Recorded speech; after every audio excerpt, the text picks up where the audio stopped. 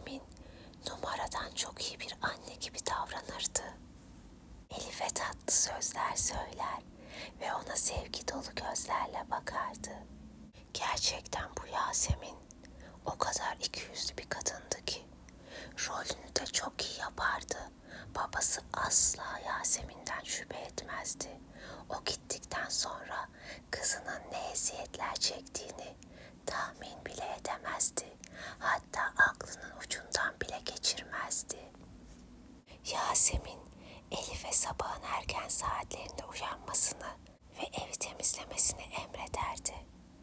Elif daha gözlerini açar açmaz süpürgeyi eline alır, toz alır ve evin her köşesini pırıl pırıl yapmaya çalışırdı. Yasemin ise hiçbir şey yapmadan oturur, keyif kahvesini yudumlarken Elif'in en küçük hatasında onu hemen azarlardı. Kahve de çok güzelmiş. Düzgün temizle kız şurayı. Ne bakıyorsun bön? Elif gözleri dolu dolu. Mecbur her şeyi içine atarak sessiz kalmayı tercih etti.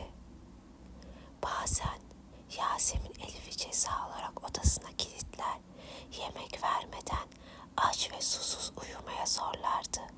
Bazen de onu bahçedeki ağır işleri yapmaya gönderirdi. Elif bu zulümden çok yorulmuştu. Artık dayanacak gücü kalmamıştı. Ama babasına anlatmaktan korkuyordu. Çünkü Yasemin onu babanla konuşursan hem seni hem de babanı öldürürüm diye tehdit ediyordu. Ayrıca babasına anlatsa bile muhtemelen babası ona inanmayacaktı. Ah anneciğim, keşke hayatta olsaydın da şu Yasemin'in eline düşmeseydim. Gerçekten artık hayat benim için çekilmez bir hal aldı. Lütfen bir şans, bir mucize, bir şey olsun. Şu kadından kurtulayım artık. Bir gün yine Yasemin Elif'e çok zor bir iş verdi. Büyük ve ağır taşları bahçenin bir köşesinden diğer köşesine taşımasını emretti. Taşlar çok ağırdı. Elif'in taşıyamayacağı kadar. O kadar ağırdı ki Elif bu işin altından kalkamayacağını biliyordu. Üstelik ayağına ayakkabı ve terlik giymeden bu işi yapmasını söylemişti. Elif çok üzgündü ama mecburen bu işi yapmaya koyuldu. Taşları taşırken elleri acı içinde kaldı.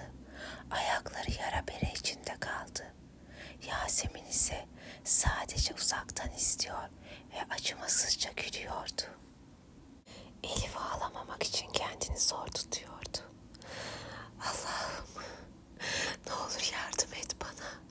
Ne olur sabır ver. Çok zor böyle yaşamak.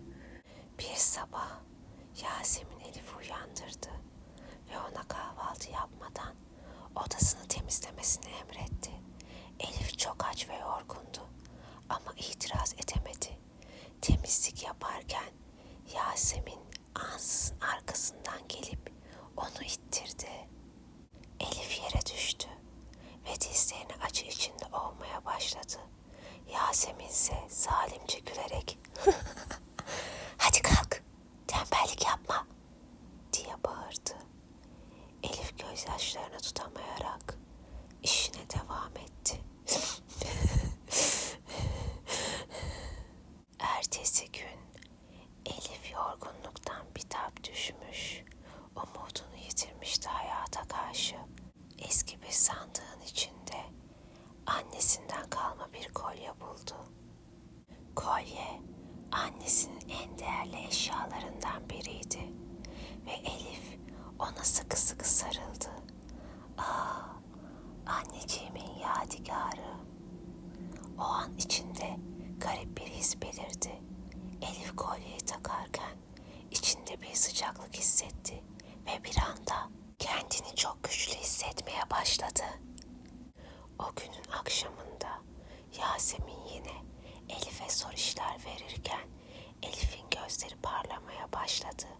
Aniden Ellerinden çıkan bir ışık yüzmesi Yasemin'e doğru yöneldi ve Yasemin'i yere düşürdü. Yasemin'in düştüğü yerde onun aslında bir cadı olduğunu ortaya çıkaran sihirli bir kitap belirdi. Kitapta Yasemin'in kötülüklerini ve kara büyülerini nasıl kullandığı yazılıydı. Elif artık kolyenin sihirli güçlerinin olduğunu farkındaydı ve bu güçleri nasıl kontrol edebileceğini öğrenmek için kitabı okumaya başladı. Kitapta yazan sihirli sözleri tekrar ederek güçlerini kontrol etmeyi öğrendi.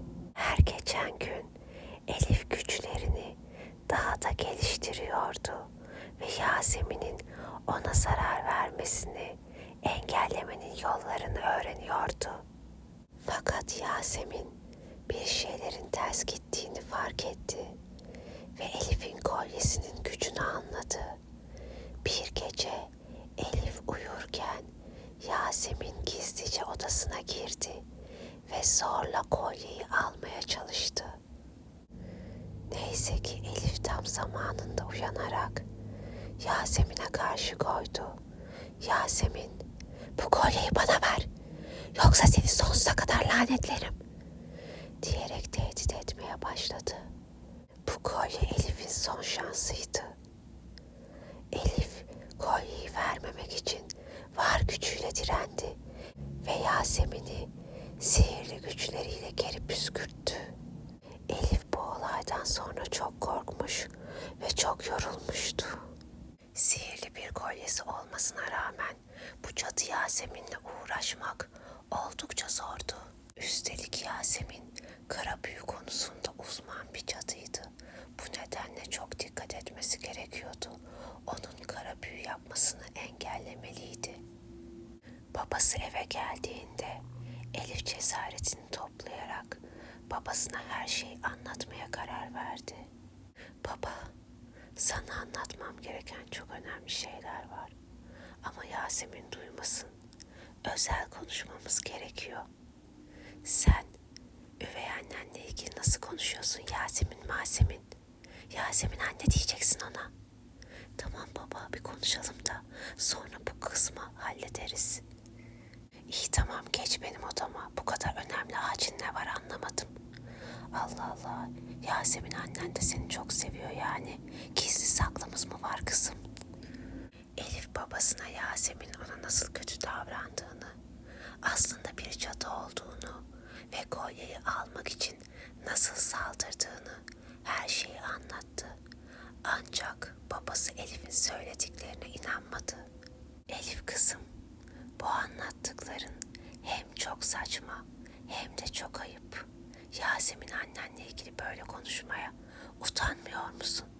O sana asla zarar vermez. Bunu neden uyduruyorsun? Kadının sana ne zararı var? Dedi ve Elif'in umudu iyice kırıldı. Gözyaşları içerisinde odadan çıktı. Babası ona değil Yasemin'e inanıyordu. Üstelik iftira atıyor konumuna düşmüştü. Ah, sevgili babacığım, neden inanmıyorsun? Ancak Elif pes etmedi. Bir plan yaptı ve babasının Yasemin'in gerçek yüzünü görmesini sağlamak için hazırlıklara başladı. Yasemin tam bir melek yüzlü şeytandı. Her zamankinden daha dikkatli ve kurnaz davranıyordu. Elif'in planlarını anlamış gibiydi ve daha da salimleşmişti. Elif artık daha da dikkatli davranmak zorundaydı. Çünkü Yasemin'in onu istediğini ve en ufak hatasında cezalandıracağını biliyordu. Yasemin'in gözü sürekli Elif'in üstündeydi. Zalimce, sinsi bir yılan gibi ona bakışlar atıyordu. Elif kolye sayesinde Yasemin'in iç sesini duyar gibi oldu.